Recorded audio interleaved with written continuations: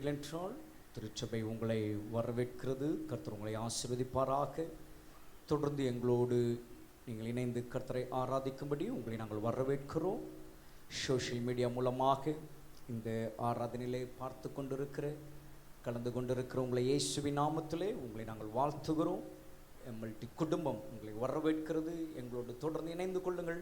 கர்த்தர் உங்களை அதிகமாக ஆசீர்வதிப்பாராக. இந்த நாளிலும் உங்களோடு பேசும்படியாக நான் எடுத்துக்கொண்டதான தலைப்பு, இவர் யாரோ என்கிற அந்த வார்த்தையின் மூலமாக இந்த நாளிலே கர்த்தர் நம்மோடு பேசுவாராக. இன்றைய செய்தியின் தலைப்பு, இவர் யாரோ. அதற்காக எடுத்துக்கொள்ளப்பட்டதான வேத பகுதி திருப்பிக் கொள்ளுங்கள் என்னோடு கூட. மார்க்கு சுவிசேஷம் 4ஆம் அதிகாரம் 35ஆம் வசனம் முதல் 41ஆம் வசனம் வரையிலே நான் வாசிக்கிறேன். நீங்கள் கவனியுங்கள். Just turn to the Gospel according to Mark chapter 4 verses 35 onwards, 35 to 41. Mark சுவிசேஷம் 4ஆம் அதிகாரம் 35ஆம் வசனம் முதல் 41ஆம் வசனம் வரையிலே நான் வாசிக்கிறேன். அன்று சாயங்காலத்தில் அவர் அவர்களை நோக்கி, அக்கரைக்கு போவோம் வாருங்கள் என்றார். அவர்கள் ஜனங்களை அனுப்பிவிட்டு அவர் படவில் இருந்தபடியே அவரை கொண்டு போனார்கள். வேறே படவுகளும் அவரோடு கூட இருந்தது. அப்பொழுது பலத்த சுழல் காற்று உண்டாகி படவு நிரம்பத்தக்கதாக அலைகள் அதன் மேல் மோதிற்று. கப்பலின் பின்னணியத்தில் அவர் தலையணையை வைத்து நித்திரையாய் இருந்தார். அவர்கள் அவரை எழுப்பி, போதகரே, நாங்கள் மடிந்து போகிறது உமக்கு கவலை இல்லையா என்றார்கள். அவள் எழுந்து காற்றை அதட்டி கடலை பார்த்து, இறையாதே, அமைதலாயிரு. அப்பொழுது காற்று நின்று போய் மிகுந்த அமைதல் உண்டாயிற்று. அவர் அவர்களை நோக்கி, ஏன் இப்படி பயப்பட்டீர்கள்? ஏன் உங்களுக்கு விசுவாசம் இல்லாமல் போயிற்று என்றார். அவர்கள் மிகவும் பயந்து, இவர் யாரோ, காற்றும் கடலும் இவருக்கு கீழ்ப்படுகிறதே என்று ஒருவரோடு ஒருவர் சொல்லிக் கொண்டார்கள். கர்த்தருடைய நாமத்திற்கு மகிமை உண்டாவதாக. என் அன்புக்குரிய தேவனுடைய சனமே, இவர் யாரோ என்று நாம் வாசித்த இந்த வேத பகுதியிலே நம்ம பார்க்கிறோம். அதுவே இன்றைக்கு செய்தியினுடைய தலைப்பாய் இருக்கிறது. இவர் யாரோ ஒரு வியப்போடு சொல்லக்கூடிய ஒரு வார்த்தை, இவர் யாரோ என்று. அப்படியானால் இவர் யார்? இவரை ஏன் இவர்கள் இப்படியாக யாரோ என்று ஒருவரோடு ஒருவர் சொல்லிக் கொள்ளும்படி இவர் செய்தது என்ன? இவர் எப்படிப்பட்டவர் என்று நாம் பார்க்கும்போது, நாம் வாசித்த இந்த வேத பகுதியிலே நடந்த ஒரு சம்பவம் நாம் வாசித்தோம். அதில் சொல்லப்பட்டிருக்கிறவைகளை இப்பொழுது நாம் தியானிக்க போகிறோம். இவர் யாரோ என்று இந்த இடத்துல சீஷர்கள் ஒருவரோடு ஒருவர் சொல்லிக் கொள்ளுகிறார்கள் என்றால், இவர் யார்? என்று இந்த வேளையிலே உங்களுக்கு ஒரு வாக்குத்தத்த ஒரு வசனமாக, ஏனென்றால் ஒவ்வொரு மாதமும் முதல் தேதி நாம் போகும்போது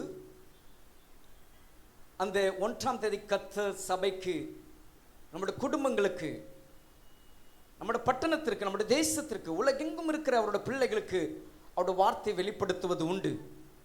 அப்படியாக வாக்கு தத்தமாக அவர் நமக்கு வாக்குரைத்த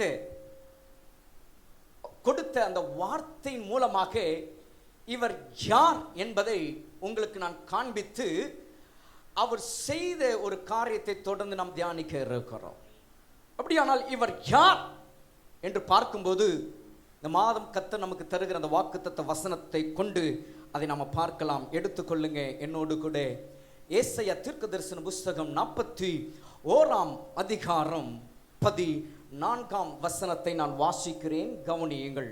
ஐசாயா chapter 41 verses 14. ஏசாயா 41:14.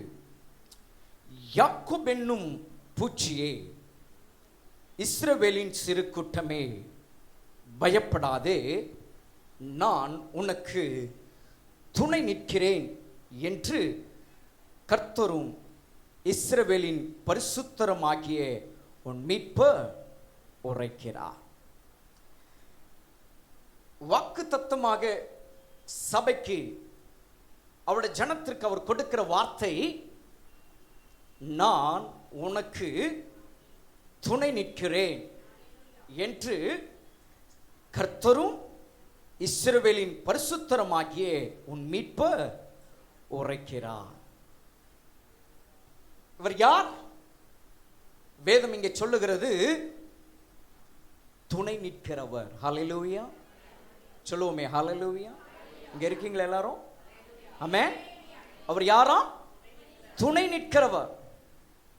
இந்த மாதம் கர்த்தர் உங்களுக்கு ப்ராமிஸ் பண்ணுகிற ஒரு வார்த்தை என்ன, வாக்கு பண்ணுகிற ஒரு வார்த்தை என்னன்னா, நான் என் பிள்ளைகளுக்கு, என் பிள்ளைக்கு நான் என்னவாயிருப்பேன்? துணையாயிருப்பேன். ஹல்லேலூயா. இவர் யார்? துணை நிற்கிறவர். விசுவாசிங்க,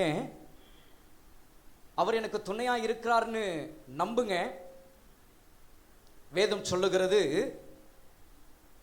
கர்த்தரும் இஸ்ரவேலின் பரிசுத்தருமாகிய உன் மீட்பர் உரைக்கிறார். ஏன் நான் விசுவாசிக்க சொன்னேன், ஏன் இந்த வார்த்தையை நான் நம்ப சொல்றேன் அப்படின்னா, சொன்னது யாருன்னா உங்கள் மீட்பர். ஹல்லேலூயா. உன் மீட்பர்.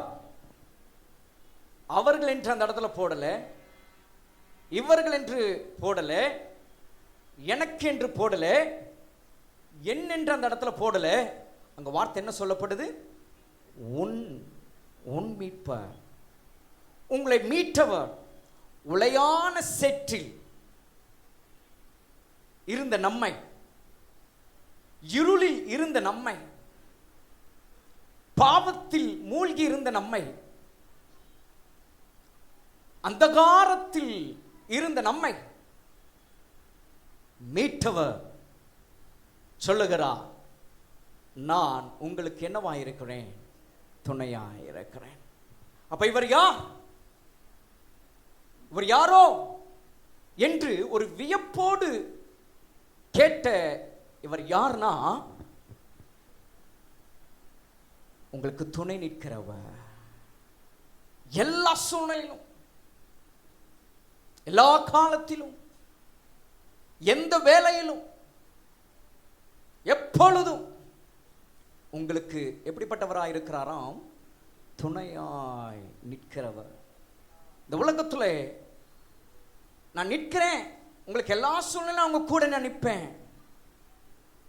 உங்க வாழ்க்கையில, உங்களுடைய எல்லா வெற்றிலும் நான் உங்களுக்கு கூட இருப்பேன், நிற்பேன் அப்படின்னு சொன்னவங்க எத்தனையோ பேர் இன்றைக்கு இல்லாமல் இருந்திருக்கலாம். வாக்கு கொடுத்தவர்கள் கூட சூழ்நிலை நிமித்தமாக, காரணங்கள் அவர்களை நிற்க கூடாதபடிக்கு தூரமாக்கி இருக்கலாம். ஆனால் இங்கே கர்த்தர் சொல்லுகிறார், உங்கள் மீட்பர் சொல்லுகிறார், என்ன சொல்றார்னா, நான் உங்களுக்கு துணை நிற்கிறேன், உங்களுக்கு துணை நிற்கிறேன். கர்த்தருடைய நாமத்திற்கு மகிமை உண்டாவதாக. திருமணம் முடிக்கிற கணவன் மனைவி, அவளுக்கு ஒரு பெயர் இதுதான் கொடுக்கப்படுகிறது, கணவன் மனைவி. மனைவிமார்கள் இன்னொரு பேர் சொல்றாங்க, அவங்களுக்கு என்ன சொல்றாங்க, துணைவி சொல்றாங்க. அந்த வார்த்தையும் மனைவின்னு சொல்லுவாங்க. இன்னொரு வார்த்தை என்ன சொல்லுவாங்க, என்னுடைய துணைவியார், துணைவின்னு சொல்லுவாங்க. துணை அப்படின்னா என்ன, எனக்கு எல்லாவுமாக, என் சரீரமாக, எனக்கு இவங்க தான், இவங்க எல்லாம் இல்லை, இவங்க தான் என்னோட வாழ்க்கை என்று அர்த்தம் கொள்ளக்கூடியதான வார்த்தை துணை. அப்ப துணைவியார், துணை. ஆனா இந்த வார்த்தைக்கு பார்க்கும்போது இந்த நாட்களில் உலகத்திலே எவ்வளோ செய்திகள், எவ்வளோ சம்பவங்கள் நம்ம பார்க்கிறோம். துணை என்று சொல்லுகிறவர்கள் துணையா இல்லாமல் தூரமாய் போகிற ஒரு காரியத்தை நம்ம பார்க்கிறோம், விலகி போகிறதை நம்ம பார்க்கிறோம். ஆனால் உங்களை மீட்டவர், மீட்டெடுத்த இரட்சகர் சொல்லுகிறார், நான் உங்களுக்கு துணையாய் நிற்கிறேன். ஆபத்து வந்தாலும் சரி, நாச மோசங்களே வந்தாலும் சரி, எல்லாவற்றிலும் அவர் உங்களுக்கு துணை நிற்கிறவராய் இருக்கிறார். சரி, துணை நிற்கிறேன் என்று சொன்னவர், இப்போ நம்ம ஒரு வேத பகுதி நம்ம வாசிச்சோம்.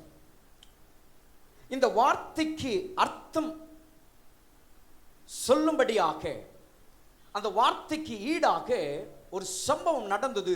அந்த சம்பவத்தில் எப்படி அவர் சீஷர்களுக்கு அவர் துணையாய் நின்றார் என்பதுதான் அந்த வேத பகுதியிலே நாம் அந்த சம்பவத்தை நாம் பார்க்கிறோம். ஆகவே யாக்கோபே என்னும் பூச்சியே, இஸ்ரவேலின் சிறு கூட்டமே, உங்களுக்கு இந்த காலவெளி கர்த்தருடைய ஆவியானவர் இந்த சம்பவத்தை கொண்டு அவர் உங்களோடு கூட அவர் பேச இருக்கிறார். இப்பொழுது அந்த வேத பகுதிக்கு நேராக நாம் திருப்பிக் கொள்வோமா? மார்க்கு சுவிசேஷம் 4ஆம் அதிகாரம் 35ஆம் வசனம் முதற்கொண்டு. அப்ப இந்த மாதம் முழுவதும் அவர் உங்களுக்கு துணை நிற்பார். எப்படி என்று இந்த சம்பவம் நமக்கு காண்பிக்கிறது. இதில் நம்ம பார்க்கிறோம், சீஷர்களை பார்த்தவர் சொல்லுகிறார், வாங்க நம்ம அக்கறைக்கு போவோம் என்று. அப்படியாக அவர்கள் போகிறார்கள். வேதம் சொல்லுகிறது 36ஆம் வசனத்திலே, அவர் படவில் இருந்தபடியே, அப்படின்னா அவர் படவிலே இருக்கிறார், ஏற்கனவே அவர் படவிலே அவர் இருந்து கொண்டிருக்கிறார். அதை குறித்து நீங்கள் அதற்கு முன்னே அந்த மார்க்கு சுவிசேஷம் 4ஆம் அதிகாரத்தில் நீங்கள் வாசிச்சீங்கன்னா, அங்க 1ஆம் வசனத்தில் சொல்லுகிறது, அவர் திரளான ஜனங்கள் அவரிடத்தில் கூடி வந்தபடியால் அவர் கடலில் நின்று ஒரு படவில் ஏறி உட்கார்ந்தார்.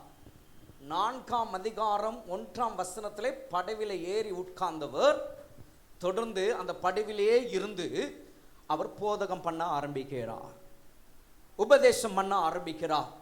எதை குறித்துனா, விதையை குறித்த ஒரு உவமையை அவர்களோடு கூட அவர் பேசுகிறார். அதை பேசி முடித்த பின்பு தேவனுடைய ராஜ்யத்தை பற்றியும், தேவனுடைய ராஜ்யம் விதைக்கு எப்படியாய் அது ஒப்பிடப்படுகிறது என்பதை குறித்து ஒரு காரியத்தையும் சாராம்சத்தையும் தொடர்ந்து அவர் பேசுகிறதை நாம் அங்கே பார்க்கிறோம். இந்த உபதேசங்கள் எல்லாம் அவர் சொல்லி முடித்த பின்பு இப்போ தம்முடைய சீஷர்களை பார்த்தவர் என்ன சொல்றாருன்னா, வாங்க நம்ம அக்கறைக்கு போகலாம் என்று. ஆக அவர் இருந்த அந்த படவிலேயே அவர்கள் போகிறார்கள். ஆக இந்த செய்தியினுடைய ஒரு தொடக்கமாக, ஒரு இன்ட்ரோவாக உங்களுக்கு நான் சொல்ல வருகிற ஒரு வார்த்தை என்னன்னா, இங்க பார்க்கும்போது இயேசுவோடு சீஷர்கள் இருக்கிறார்கள், சீஷரோடு இயேசுவும் கூட இருக்கிறார். அப்ப இந்த வார்த்தை நான் பார்க்கும்போது, ஒன்றை இந்த காலவெளி கர்த்தருடைய ஆவியானவர் சபைக்கு சொல்லுகிற ஒரு வார்த்தை என்ன தெரியுங்களா? என் அப்பன் இயேசு உங்கள் ஒவ்வொருவரோடு கூட இருக்கிறார் என்று. ஹல்லேலூயா, ஹல்லேலூயா. நீங்கள் அவரோடு கூட இருக்கிறீங்க, அவர் உங்களோடு கூட இருக்கிறார். அப்ப இந்த வாழ்க்கை, இந்த பயணத்திலே நீங்கள் பிரயாணம் பண்ணி கொண்டிருக்கிற இந்த வாழ்க்கை பயணத்திலே உங்களோடு கூட இருக்கிறவர் உங்களை மீட்ட என் அருமை இரட்சகர், என் அப்பன் இயேசு கிறிஸ்து என்பதை முதலாவது நன்றாய் நம்முடைய மனதிலே நாம் வைத்துக் கொள்ள வேண்டும். ஆமென், ஹல்லேலூயா. இங்கே சீஷரோடு கூட என் அப்பன் இயேசு இருக்கிறார், என் அப்பன் இயேசுவோடு கூட சீஷர்கள் இருக்கிறார்கள். ஆம் பிரியமானவர்களே, உங்களுக்கு யாருக்காவது இங்கே சந்தேகம் இருக்கா? என்னோடு இயேசு இருக்கிறாரா இல்லையா என்கிற ஒரு சந்தேகம் உங்களுக்கு இருக்கா? அவரோடு இயேசுவோடு கூட நான் இருக்கிறேன் அப்படின்ற ஒரு தைரியம் உங்களுக்கு இருக்கா?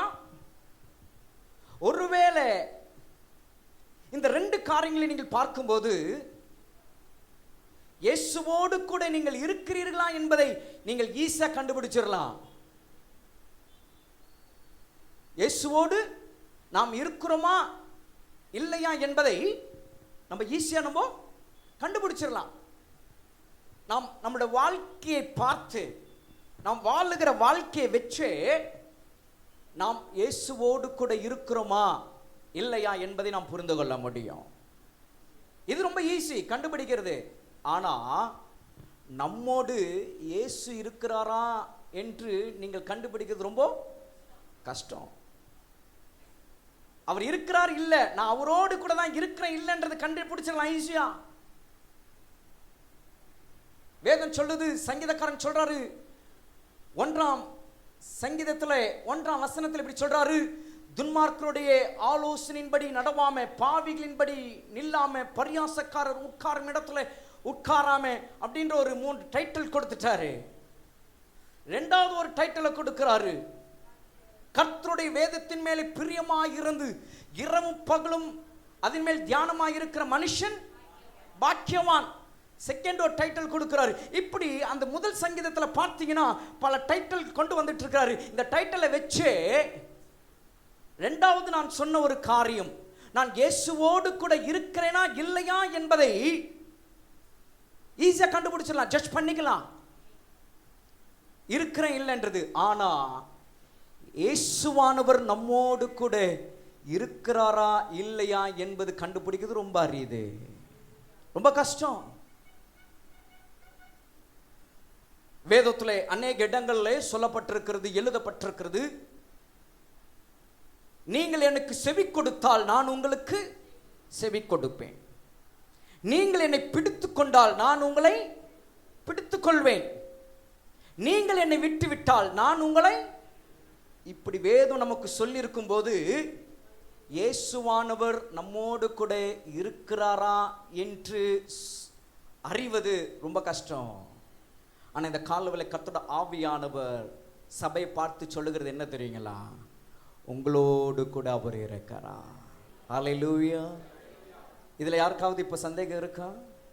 இல்லை, சந்தேகம் வேண்டாம். இங்கே இந்த சம்பவத்தில் நம்ம பார்க்கிறோம், இயேசுவோடு கூட சீஷர்கள் இருக்கிறாங்க, சீஷரோடு இயேசுவானவரும் இருக்கிறார். அப்போ நம்மளுடைய வாழ்க்கையில் ஒன்று அறிந்து கொள்ளுங்க, நீங்கள் எந்த ஒரு சூழ்நிலை, எந்த ஒரு நிலையில் உங்களுடைய வாழ்க்கையில் நீங்கள் போய்கொண்டிருந்தாலும் உங்களை மீட்டவர் ஒருபோதும் உங்களை விட்டு விலக மாட்டார். அவர் எப்பொழுதும் அவர் உங்களோடு கூட இருப்பார். அதற்கு ஒரு நல்ல ஒரு சம்பவம் தான் இந்த வேத பகுதி. அப்ப இங்கே இயேசுவானவர் இவர்களோடு கூட இருக்கிறார். இருக்கும்போது ஒரு சம்பவம் நடைபெறுகிறது. எப்படி நம்மளுடைய வாழ்க்கையிலே நாம் கர்த்தருடைய பிள்ளைகளாக நாம் இருக்கிறோம், அவருடைய ஜனமா இருக்கிறோம், இயேசுவானவர் நம்மோடு கூட இருக்கிறார், நமக்குள்ளாக வாழ்கிறார், நாம் அவருடைய பிள்ளைகளாக அவருடைய ஜனமா இருக்கிறோம். அப்படி இருக்கும்போது இந்த உலகத்திலே நமக்கு நடக்கிற சம்பவங்கள் வருதில்லை, அது போல இங்க ஒரு காரியம், இவங்களுக்கு ஒரு சம்பவம் நடைபெறுது. அதுதான் நம்ம இந்த இடத்துல நம்ம பார்க்கிறோம். இந்த சம்பவம் நம்ம எல்லாருக்கும் பரிச்சயமான, அப்படின்றால் நம்ம எல்லாருக்கும் தெரிந்த, பல முறை இந்த வேத பகுதியிலிருந்து பல செய்திகள், சத்தியங்களை கேட்டிருக்கிறோம். அப்படி இருக்கும்போது இன்றைக்கும் கர்த்தருடைய ஆவியானவர் நம்மோடு இதில் இருக்கிற சில காரியங்களை நமக்கு எடுத்து காட்டுகிறார். அவர் எப்படியாய் நமக்கு துணையாய் நிற்கிறார் என்று. அப்படி பார்க்கும்போது இந்த இடத்துல நம்ம பார்க்கிறோம், 36ஆம் வசனத்தில் நம்ம என்ன பார்க்கிறோம்? அவர் அவர்களோடு கூட இருக்கிறார் என்று. இப்போ 37ஆம் வசனத்தில் நாம் வரும்போது இங்கே வேதம் சொல்லுகிறது, அப்பொழுது பலத்த சுழல் காற்று உண்டாகி படவு நிரம்பத்தக்கதாக அலைகள் அதன் மேல் மோதிற்று. Here the Bible says like this, பலத்த சுழல் காற்று உண்டாகி படவு நிரம்பத்தக்கதாக அலைகள் அதன் மேல் மோதிற்று. இங்கே ஒரு 3 காரியங்கள் சொல்லப்படுது இந்த வசனத்துல. ஒன்று, உண்டாகி, உண்டாகுது. இரண்டாவது, நிரம்பத்தக்கதாக, நிரம்புகிறது. மூன்றாவது, மோதிற்று, மோதுகிறது. இவர்கள் போகிற இந்த படவிலே நடந்த ஒரு சம்பவம் என்ன நடக்குதா? சுழல் காற்று உண்டாகி படவு நிரம்பத்தக்கதாக இப்போ அலைகள் அதன் மேல் மோதிற்று.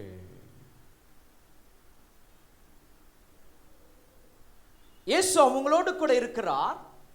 இயேசுவானவர் அவர்களோடு கூட பிரயாணம் பண்ணி கொண்டிருக்கிறார். அக்கறைக்கு போய் சேருவதற்குள்ளாக ஒரு சம்பவம் நடைபெறுகிறது. என்னன்னா, அவருடைய பிரயாணத்திலே இயற்கையின் மூலமாக ஒரு சீற்றம், இயற்கையின் சீற்றம், இயற்கையின் மூலமாக ஒரு ஆபத்து, இயற்கையின் மூலமாக ஒரு விபத்து இவர்களுக்கு இப்போ உண்டாகுது. ஆகவே இப்போ இவர்களுக்குள்ளாக என்ன நடக்குது அப்படின்னா, ஒரு பயம் உண்டாகுது. அந்த பயம் உண்டாவதற்கான ஒரு காரணத்தை அந்த இடத்துல வேதம் சொல்லுகிறது. காற்று உண்டாகி படம்பு நிரம்பத்தக்கதாக அலைகள் என்ன செய்யுதான்? மோதிற்று. என் அன்புக்குரிய தேவனுடைய சொன்னமே, இன்றைக்கு உங்களுடைய வாழ்விலே, உங்களுடைய வாழ்க்கையிலே, உங்களுடைய ஜீவியத்திலே இயேசுவானவர் உங்களோடு கூட இருந்தும், இயேசுவானவர் உங்களுக்குள்ளாக வாசமாய் இருந்தும்,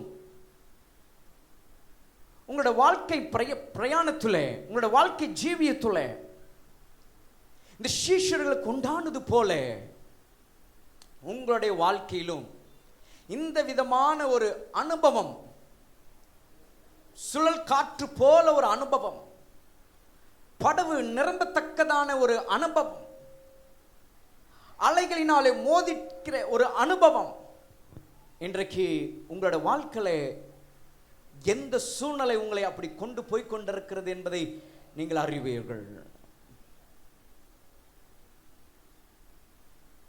சுழல் காற்று போல உங்களோட வாழ்க்கையில எந்த காரியங்கள், எந்த விஷயங்கள் உங்களுக்கு உண்டாகி இருக்கு, உங்களுக்கு கண்களுக்கு முன்பாக அது தோன்றி இருக்கு. அழகாய் போய்கொண்டிருக்கிற உங்களுடைய வாழ்க்கை பயணத்தில், பிரயாணத்தில் இயேசுவோடு கூட வாழ்ந்து கொண்டிருக்கிற இந்த காலங்களில், இயேசு கிறிஸ்துவோடு கூட இன்றைக்கு கர்த்தருடைய பிள்ளைகள் நீங்கள் ஜீவித்துக் கொண்டிருக்கிற இந்த நாட்களிலே சுழல் காற்று போல இன்றைக்கு எந்த காரியங்கள் உங்களுக்கு உண்டாகி இருக்கு, சற்று நீங்கள் அதை இந்த வேளையிலே நீங்கள் கவனிப்பீர்களானால், ஒருவேளை அப்படிப்பட்டதான ஒரு அனுபவத்தோடு இன்றைக்கு இந்த வார்த்தை நீங்கள் கேட்டுக்கொண்டிருப்பீர்களானால், சிலரோட வாழ்க்கையில் நீங்க பார்த்தீங்கன்னா பிரச்சனைகள் வருது, அவங்களுக்கு தெரியாது. பிரச்சனை பெருசானதுக்கு பிறகுதான் அவங்களுக்கு தெரிய வரும். சிலர் சொல்வதை நீங்க கேட்டிருப்பீங்க, இந்த பிரச்சனை இப்படி வரும்னு தெரிஞ்சிருந்தா ஆரம்பத்திலே நான் அதை என்ன செஞ்சிருப்பேன், நிறுத்தியிருப்பேன். பிரச்சனை உண்டாகிறது தெரியாத எத்தனையோ பேரோட வாழ்க்கையில் பிரச்சனை பெருசான போது அது அவங்களுக்கு முன்பாக ஒரு சுழல் காற்று போல அவர்களை அடிக்கிறதா இருந்திருக்கலாம். சிலருக்கு நல்லா தெரியும், பிரச்சனை வருகிறது நல்லா தெரியும். அவங்க போகிற காரியத்துல, அவங்க செய்கிற காரியத்துல பிரச்சனை வருது நல்லா தெரியும். அது ரெண்டு விதமான மக்கள் உண்டு இந்த கேட்டகரியில. ஒன்று, என்ன வந்தாலும் பார்த்துடலாம், என்ன வந்தாலும் பார்த்துடலாம், அது ஒரு வழி பார்த்துருவோம்,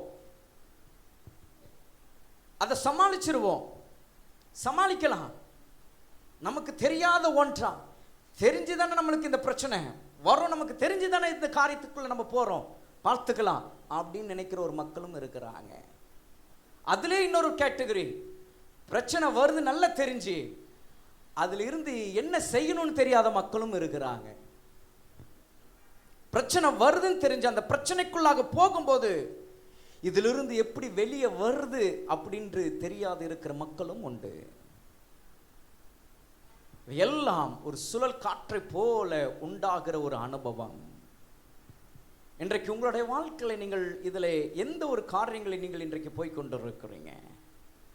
பிரச்சனை வருதுன்னு தெரிஞ்சு இந்த பிரச்சனையை ஒரு பார்த்துடலாம் அப்படின்னு போய்கிட்டு இருக்கீங்களா? இல்லாவிட்டால் பிரச்சனை வருதுன்னு தெரிஞ்சு இதை எப்படி சமாளிப்பது, இதை எப்படி மேற்கொள்வது என்று தெரியாதபடி இன்றைக்கு ஒரு சூழ்நிலை போய் கொண்டிருக்கிறீங்களா? இல்லை என்றால் பிரச்சனை வருகிறதே தெரியாம பிரச்சனைக்குள்ளாக போய் போய் போய் இன்றைக்கு அந்த பிரச்சனை பெரிதாய் ஒரு சூழ்நிலை, பெரிதான ஒரு நிலையிலே இன்றைக்கு நீங்கள் நிற்கிறவர்களாய் நீங்கள் இருக்கிறீங்களா? இன்றைக்கு இந்த இடத்துல நம்ம பார்க்கும்போது இந்த சீஷர்களுடைய வாழ்க்கையில சுழல் காற்று போல உண்டாகி படவு நிரம்பத்தக்கதாக அலைகள் மோதிற்று என்று பார்க்கிறோம். இன்றைக்கு உங்களோட வாழ்க்கையில அப்படிப்பட்டதான ஒரு சூழ்நிலைகள் உண்டாகி அது உங்களுடைய வாழ்க்கையை மூழ்கடிக்கும்படி, மூழ்கடிக்கிற நிலையிலே அது உங்களை பின்தொடர்ந்து உங்களை அடித்து கொண்டே இருக்கா? இன்றைக்கு அப்படிப்பட்டதான ஒரு சூழ்நிலை நீங்கள் போய்கொண்டிருக்கிறீங்களா? வேலையில், படிப்புல, உறவுகளில், இன்றைக்கு எந்த காரியத்தில் இன்றைக்கு இப்படி ஒரு அனுபவத்திற்குள்ளாக நீங்கள் போய்கொண்டிருக்கிறீர்கள்? என்னோட வாழ்க்கை போய்விடுமோ? இது திரும்ப திரும்ப என்ன அடிக்குது, இந்த பிரச்சனை திரும்ப திரும்ப உண்டாகி கொண்டே இருக்கே, இந்த சம்பவம் திரும்ப திரும்ப உண்டாகி கொண்டே இருக்கே, என்னோட வாழ்க்கை நாசமாக்கி விடுமோ, என்னோட வாழ்க்கை அழிந்து விடுமோ? திரும்ப திரும்ப என்னை அடித்து கொண்டே இருக்கே அப்படின்ற ஒரு நிலையில இன்றைக்கு இந்த வார்த்தை நீங்கள் கேட்டுக்கொண்டு இருப்பீர்கள் என்றால், என் அன்புக்குரிய தேவனுடைய சொன்னமே, உங்களுக்கு துணை நிற்கிறேன் என்று சொன்னவர் உங்களோடு கூட இருக்கும்போது இன்றைக்கு கர்த்தருடைய ஆவியானவர் உங்களோடு கூட அவர் பேசுகிறார். இங்கே சீஷர்களை நீங்கள் பார்க்கும்போது இயேசுவானவர் கூட இருக்கிறார் என்று இவர்கள் அறிந்தும், இயேசுவானவர் அவர் செய்த காரியங்கள் எல்லாம் இவர்கள் கவனித்து அறிந்து தெரிந்திருந்தோம், இயேசுவானவர் நம்மோடு கூட தானே இருக்கிறார் என்று ஒரு விசுவாசம், ஒரு நம்பிக்கை, நமக்கு ஒன்றும் ஆகாது, இதில் நம்மளுக்கு ஒன்று நேரிடாது, இதில் நம்மளுக்கு ஒன்றும் சேதம் ஆகாது என்று அவர்கள் நினைக்காம, அவர்கள் நினைச்ச காரியம் என்ன அப்படின்னு நீங்க பார்த்தீங்கன்னா 38ஆம் வசனத்தில் அதை நம்ம பார்க்கிறோம். கப்பலின் பின்னணியில் அவர் தலையணையை வைத்து நித்திரையாயிருந்தார். அவர்கள் அவரை எழுப்பி, போதகரே, நாங்கள் மடிந்து போகிறது உமக்கு கவலை இல்லையா என்றார்கள். விசுவாசம் உள்ளவர்களாய், நம்பிக்கை உள்ளவர்களாய், தைரியமாய் இருக்க வேண்டியவர்கள் இயேசுவானவரை பார்த்து என்ன சொல்றாங்கன்னா, நாங்கள் மடிந்து போகிறது உமக்கு கவலை இல்லையா? இன்றைக்கு அநேக நேரங்கள் நம்மளுடைய வாழ்க்கையில் அப்படிதான். ஏதோ ஒரு சூழ்நிலை, ஏதோ ஒன்று உண்டாகி அது நம்முடைய வாழ்க்கையை மூழ்கடிக்கத்தக்கதாக ஒரு சூழ்நிலைக்கு அது நிரம்பும் போது, அது நம்மளை அடிக்கும் போது, பின்தொடரும் போது, சீஷர்களை போலதான் நம்முடைய வாழ்க்கையில் சில நேரங்கள் நாம் அதிகமாக புலம்புகிறோம், புலம்பி தள்ளுறோம். இயேசுவானவர் கூட இருக்கிறார் என்று அந்த சூழ்நிலையை நாம் மறந்து போய் விடுகிறோம். இயேசுவானவர் எனக்குள் இருக்கிறார், என்னோடு கூட இருக்கிறார் என்கிற ஒரு காரியத்தை நாம் மறந்து போய் என்ன செய்யறோம்னா, சீஷர்களை போலதான் அநேக நேரங்கள் நம்ம என்ன செய்யறோம், புலம்புறோம். ஏன்? இந்த பிரச்சனை வந்துருச்சு, இது அழிச்சிரும் போல இருக்கு, திரும்ப திரும்ப அடிக்குது, என்ன செய்ய போறேன்? விசுவாசம் உள்ளவர்களாய், நம்பிக்கை உடையவர்களாய், தைரியமாய் இருக்க வேண்டிய அந்த நேரத்தில் அப்படிப்பட்டவர்கள் செய்கிற காரியம் என்ன? சீஷர்களை போல நாம் புலம்புகிறோம். கேட்கிறாங்க, மடிந்து போகிறோம். மடிந்து போகக்கூடிய ஒரு சூழ்நிலை இன்னும் அவங்களுக்கு ஆகல. அப்படி ஒரு காரியம் நேரிட்டாலுமே அவர்கள் எல்லாருமே தப்பித்துக் கொள்வதற்குரியதான திறமை உள்ளவர்கள், யாரும் சாதாரணமானவர்கள் அல்ல.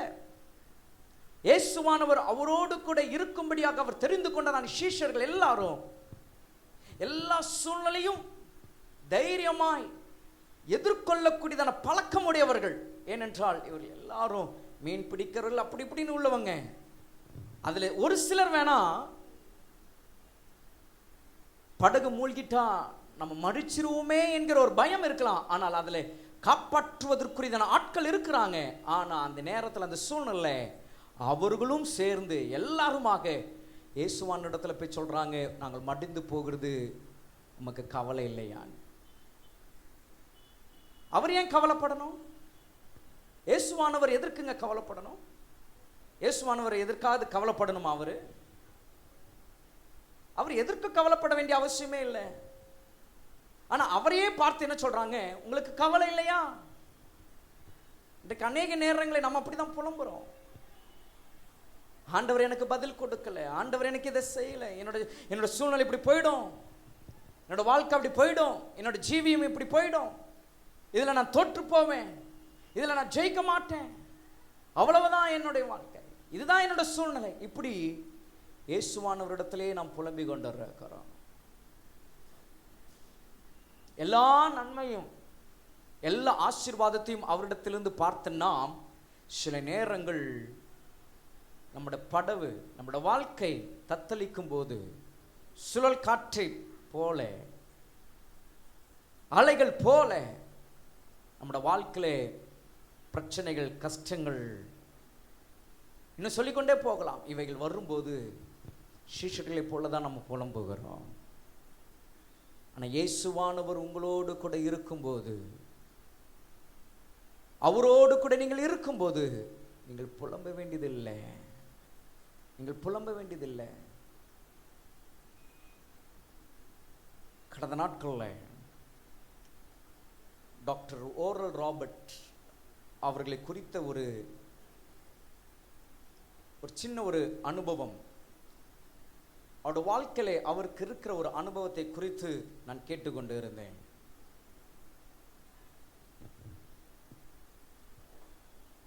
அவருடைய வாழ்க்கையில, அவருடைய ஊழியத்துல அவர் யார் மேலையும் அவர் கை வைக்க மாட்டாராம்.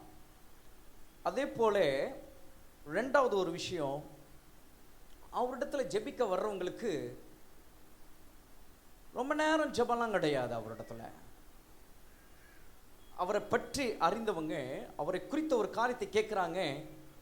ஓரல் ராபர்ட் அவர்கள் ஏன் அவரிடத்துல ஜெபிக்க வர்றவர்கள் மேலே அவர் கை வைக்க மாட்டாரு,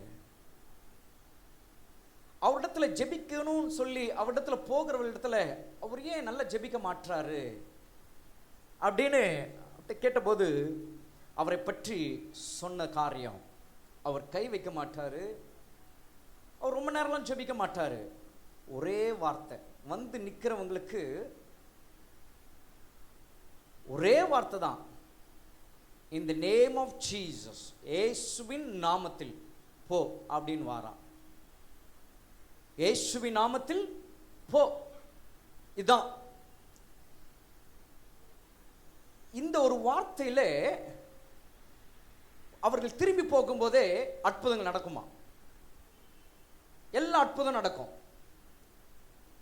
அப்போ இந்த ஒரு ஜெபம், அப்ப அவரிடத்துல கேட்டாங்களாம், உங்களிடத்துல ஜெபிக்கணும்னு வரும்போது நீங்க இந்த ஒரு வார்த்தையை மாத்திரம் சொல்லி அனுப்பிடுறீங்க, நாங்க உங்களிடத்துல ஜெபிக்கதான் நாங்க வந்தோம் அப்படின்னும் போது ஓரல் ராபர்ட் அவர்கள் சொன்னது, உங்களிடத்துல நான் இந்த ஒரு வார்த்தையை சொல்ல ஆண்டவர்கிட்ட நான் ரொம்ப நேரம் பேசிட்டு வந்துட்டேன் அப்படின்னு வாராம். உங்களுக்கு நான் இந்த ஒரு வார்த்தையை சொல்லுவதற்கு ஆண்டவர்கிட்ட நான் ரொம்ப நேரம் பேசிட்டு வந்துட்டேன். ஆக நான் அவர்கிட்ட பேசிட்டு வந்ததுனால அவர் என்ன செய்வார்ன்றது எனக்கு தெரியும். உங்களுக்காக நான் ஜெபிக்க வேண்டியது அவசியம் இல்லை. அவர் மேல் உங்களுக்கு விசுவாசம் இருந்துச்சுன்னா, நான் இயேசுவின் நாமத்தினாலே என்று போன்னு சொல்லும் போதே விசுவாசத்தோடு நீங்க போனீங்கன்னா உங்களுக்கு எல்லாமே நடக்கும். இப்படிதான் நம்மளோட ஊழியத்தில் அற்புதங்கள் அதிசயங்கள் நடந்ததா. இது எதற்கு நான் சொல்றேன்னா, இயேசுவோடு கூட ஒருவர் இருக்கும்போது, இயேசுவானவரோடு ஒரு கர்த்தருடைய பிள்ளை இருக்கும்போது, அவருடைய வாழ்க்கையில எதை குறித்ததான சந்தேகம், ஒரு பயம் அவங்களுக்கு இருக்காது. ஓரல் ராபர்ட் அவர்களுக்கு ஒரு நாளும் சந்தேகம் பயம் இருந்தது இல்லையா? ஐயோ, இப்படிப்பட்டதான ஒரு சூழ்நிலை என்னிடத்துல கொண்டு வர்றாங்களே, மரண தருவாயில் இங்க கொண்டு வர்றாங்களே, கேன்சர்னு சொல்லி இங்க கொண்டு வந்து நிறுத்துறாங்களே, இவளுக்கு ஜெபிக்க சொல்றாங்களே, இவளுக்கு நான் சொல்லும் போது இவள் சுகமாகணுமே, சுகமாவார்களா என்ற ஒரு சந்தேகம், ஒரு பயம் அவருக்கு வந்ததே இல்லையா? யார் எப்படிப்பட்டவர்கள் அவரிடத்துல வந்தாலும் ஒரே வார்த்தை, in the name of Jesus you go. ஏனென்றால் அவருக்கு தெரியுமா, என்னோடு கூட இருக்கிறவரிடத்துல நான் பேசிட்டு வந்திருக்கிறேன், அவர் என்ன செய்வார் என்று எனக்கு தெரியும். தேவனோட சொன்னமே, இன்றைக்கு நம்முடைய வாழ்க்கையில் இயேசுவானவர் நம்மோடு கூட இருக்கிறார் என்று நாம் அறிந்து கொள்ளும்போது, வாழ்க்கையிலே இந்த சீஷர்களுக்கு வந்தது போல என்ன சூழ்நிலை என்ன ஏற்பட்டாலும் என்ன வந்தாலும் ஒன்றை மாத்திரம் உங்களுக்குள்ளாக இருக்க வேண்டியது, இயேசுவானவர் எனக்குள்ளாக இருக்கும்போது அவர் எனக்கு துணை நிற்பார் என்று. ஹல்லேலூயா. அவர் எனக்கு எல்லாம் செய்வார் என்கிற அந்த ஒரு நம்பிக்கை விசுவாசம் உங்களுக்கு இருந்தால் போதும். ஆனால் இங்கே இவர்களுக்கு நீங்க பார்த்தீங்கன்னா, இயேசுவானவர் கூட இருக்கிறார் என்று தெரிஞ்சும் இவங்க ஆண்டவரை பார்த்து கேட்கிறாங்க, மடிந்து போகிறது உமக்கு கவலை இல்லையா? இதை கேட்ட ஆண்டவர் ஒண்ணுமே அவங்களிடத்துல அந்த நேரம் ஒன்றும் பேசல. அவர் வந்து என்ன செய்கிறார், காற்றை அதட்டி கடலை பார்த்து, இறையாதே அமைதலாய் இரு. அப்பொழுது காற்று நின்று போய் மிகுந்த அமைதல் உண்டாயிற்றான். பார்த்தீங்களா? அவர் வந்து வேற ஒன்றும் அவங்களிடத்துல அப்ப பேசல. அவர் மௌனமாய் வந்து காற்றை அதட்டி கடலை பார்த்து, இறையாதே அமைதலாயிரு என்று அங்கே அவர் பேசுகிறார். இதுதான் தேவனோட சொன்னமே. ஆபத்துன்னு வரும்போது, கஷ்டம்னு வரும்போது, சூழ்நிலை மாறும்போது, ஒன்றுமில்லாத ஒரு நிலைக்கு நாம் தள்ளப்படும் போது, ஒடுக்கப்படும் போது, நம்முடைய தேவனாகிய கர்த்தர் நமக்கு துணையாய் நிற்கிறவர் என்பதை நீங்கள் மறந்து போகக்கூடாது. சூழ்நிலைகளை பார்த்து, பிரச்சனையை பார்த்து, கஷ்டங்களை பார்த்து பேச வேண்டிய நாம், நமக்குள்ளாக இருக்கிற அந்த விசுவாச குறைவு, நம்பிக்கை அற்ற ஒரு நிலை, அநேக நேரங்களில் அவரை பார்த்து நம்ம புலம்புகிறோம். ஆனால் அவர் செய்கிறது என்னன்னா, அந்த நேரத்தில் நமக்காக வந்து அந்த சூழ்நிலையை பார்த்து அவர் பேசுகிறவராய் இருக்கிறார். அந்த சூழ்நிலையை பார்த்து அவர் அதட்டுகிறவராய் இருக்கிறார். அந்த சூழ்நிலையை பார்த்து அமைதலாயிரு என்று சொல்லுகிறார். அவர்தான் இந்த காலவெளியிலே கர்த்தருடைய ஆவியானவர் நம்மோடு இடைப்படுகிறார். என்ன சொல்றார்னா, உங்களோட வாழ்க்கையில எந்த சூழ்நிலை, எந்த நிலையில் நீங்கள் போய் கொண்டிருக்கிறீங்களோ, நான் உங்களுக்கு துணையாய் நான் நிற்பேன். நான் உங்களுக்கு துணையாய் நான் நிற்கிறேன். நான் உங்களுக்கு துணையாய் நிற்கிறேன். இங்கே இவர்களுக்கு துணையாய் வந்தார், துணையாய் இருந்தார். சூழ்நிலை மாறப்பட்ட போது துணையாய் நின்று அவர்களுக்கு அவர் உதவி செய்கிறார். அந்த நேரம் நடந்த ஒரு காரியம் என்ன? அங்கே நம்ம பார்க்கிறோம், அங்கே அமைதல் உண்டாயிற்று. இன்றைக்கு உங்களுடைய வாழ்க்கையில் நீங்கள் எந்த நிலையில் எந்த சூழ்நிலையில் இருந்தாலும் தேவனுடைய சொன்னமே உங்களுடைய வாழ்க்கை அமைதலாய் போகும்படி, உங்களுடைய வாழ்க்கை சமாதானமாய் போகும்படி, உங்களோட வாழ்க்கை சுபிட்சமாய் போகும்படியாக இதோ உங்களோடு கூட இருக்கிற என் அப்பன் இயேசு அவைகளுக்கு கட்டளிடுகிறவராயிருக்கிறார். உங்களுக்கு ஒரு அமைதலை கொடுக்கிறவராயிருக்கிறார். அவர் உங்களுக்கு துணை நிற்கிறவராயிருக்கிறார். விசுவாசிங்க. அதுக்கப்புறம் தான் 40ஆம் வசனத்தில் அவர்களை பார்த்து ஆண்டவர் சொல்றாரு, ஏன் இப்படி பயப்பட்டீர்கள்? ஏன் இப்படி பயப்பட்டீர்கள்? பயப்பட வேண்டிய மக்கள் இல்லை அவங்க. ஆனால் அந்த நேரத்தில் அவர்கள் பயப்பட்டார்கள். இந்த நாட்களில் இந்த வார்த்தை கேட்டுக்கொண்டிருக்கிற கர்த்தருடைய பிள்ளைகள், நீங்கள் பயப்படுகிறவர்கள் அல்ல. ஆனால் ஏதோ ஒரு சூழ்நிலை உங்களை பயத்திற்குள்ளாக உங்களை கொண்டு போகுது. நீங்கள் பயப்படுகிறவர் அல்ல. எத்தனையோ காரியங்களே இயேசு என்னோடு கூட இருக்கிறார், ஆண்டவர் என்னோடு கூட இருக்கிறார் என்று தைரியமாய் போன நீங்க இந்த நாட்களில் ஏதோ ஒரு காரியங்களே ஒரு பயத்தோடு கூட இருக்கிறீங்க. ஏதோ ஒரு பயம் உங்களுக்குள்ளாக வந்திருக்கு. அதனால தான் ஆண்டவர் சொல்லுகிறார், யாக்கோபு என்னும் பூச்சியே, இஸ்ரவேல் என்னும் சிறு கூட்டமே, பயப்படாதே, பயப்படாதே. இன்றைக்கு அந்த வார்த்தை கர்த்தர் உங்களுக்கு நேராக கர்த்தர் கொண்டு வரார். பயப்படாதே. இங்க சீஷர்கள் பயந்தார்கள். ஆண்டவர் கேட்கிறார், ஏன் நீங்க பயந்தீங்க? எதை அவர் நினைச்சு சொல்லியிருப்பார் நீங்க நினைக்கிறீங்க? நான் உங்களோடு கூட இருக்கும்போது, நான் உங்களோடு கூட நான் வரும்போது நீங்க ஏன் பயந்தீங்க? இன்றைக்கு அதை தான் கர்த்தருடைய ஆவியானவர் உங்களுக்கு முன்பாக வைக்கிறார். அவர் நம்மோடு, அவர் உங்களோடு கூட இருக்கும்போது ஏன் நீங்கள் பயப்படுகிறீர்கள்? எந்த காரியம் உங்களை பயத்திற்குள்ளாக, எந்த விஷயங்கள் உங்களை பயத்திற்குள்ளாக உங்களை கொண்டு போகுது? இன்னைக்கு கர்த்தருடைய ஆவியானவர் சொல்றார், பயப்படாதே, பயப்படாதே, பயப்படாதே. கர்த்தருடைய நாமத்திற்கு மகிமை உண்டாகட்டும். ஏன் உங்களுக்கு விசுவாசம் இல்லாமல் போயிற்று என்றார். கடைசியாக நம்ம பார்க்கிறோம் அந்த இடத்துல, அவர்கள் மிகவும் பயந்து, இவ யாரோ. இந்த இடத்துல இவங்க பயந்தது எந்த பயம் தெரியுங்களா? முன்னாடி பயந்தது வேற, இப்ப இவங்க பயந்தது வேற. வித்தியாசம் இருக்கு. முன்னாடி அவங்க பயந்தது நாங்க மடிஞ்சிருவோமோ, எங்களோட வாழ்க்கை அவ்வளவுதானோ, இந்த சுழல் காற்றினாலே, இந்த பெருங்காற்றினாலே, இந்த கடல் கொந்தளிப்பினாலே நம்ம மடிந்திடுவோமோ என்கிற ஒரு பயம் அப்ப அங்க அவங்களுக்கு இருந்தது. ஆனா இப்ப இவங்களுக்கு இருக்கிற பயம் என்னன்னா, அந்த பயம் கொண்டு வந்த காரியத்தை கர்த்தர் அதட்டி அதை அமைதலாய் செய்த காரியத்தை பார்த்து இப்ப இவங்களுக்குள்ளாக ஒரு வியப்பு, அந்த வியப்புக்குள்ளாக ஒரு பயம். இவர் யாரோ, இவர் யாரோ.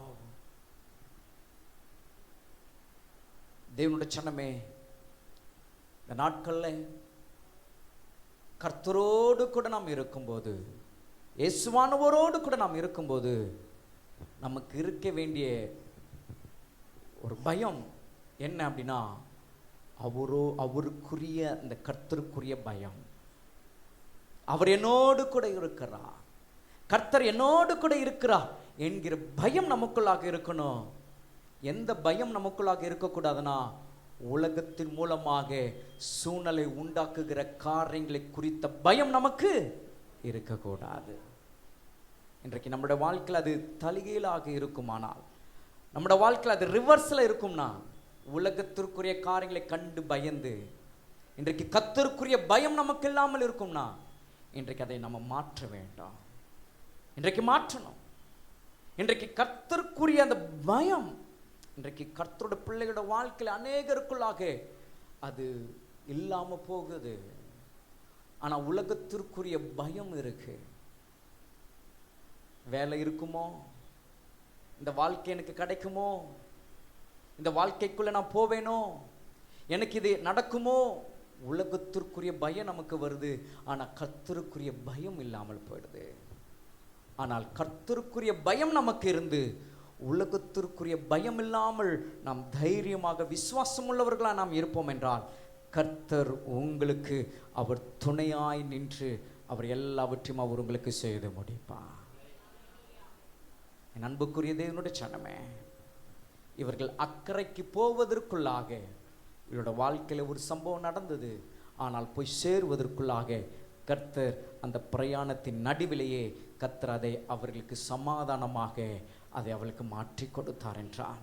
இன்றைக்கு இந்த வாழ்க்கை பயணத்தில் போய் கொண்டிருக்கிற உங்களுடைய ஜீவியத்தில் நீங்கள் எதிர்கொள்ளுகிற எந்த காரியங்களாக இருந்தாலும் சுழல் காற்றை போல அது உண்டாகி படவு நிரம்பத்தக்கதாக அலைகள் மோதுகிறது போல இன்றைக்கு உங்களோட வாழ்க்கையில் நீங்கள் எந்த அனுபவத்தில் நீங்கள் இருந்தாலும், வேலையில் சத்ரு உங்களை தொடருகிறானா, படிப்பிலே உங்களால் படிக்க முடியாதபடிக்கு சத்ரு உங்களுடைய அறிவிலே உங்களுடைய புத்தியிலே அவன் கிரியை செய்கிறானா, குடும்ப உறவிலே கணவன் மனைவிக்குள்ளாக பெற்றோர் பிள்ளைகளுக்குள்ளாக இன்றைக்கு சத்ரு உங்களை அடிக்கிறானா, இன்றைக்கு எந்த நிலையில இன்றைக்கு நீங்கள் போய்கொண்டிருந்தாலும் ஒன்று மாத்திரம், இயேசுவானவர் சீஷர்களுக்கு அவர் கூட இருந்து செய்தது, அக்கறைக்கு போக கர்த்தர் அவளுக்கு உதவி செய்தது போல இன்றைக்கு உங்களுடைய வாழ்க்கையில் என் அன்புக்குரிய தேவனுடைய சனமே,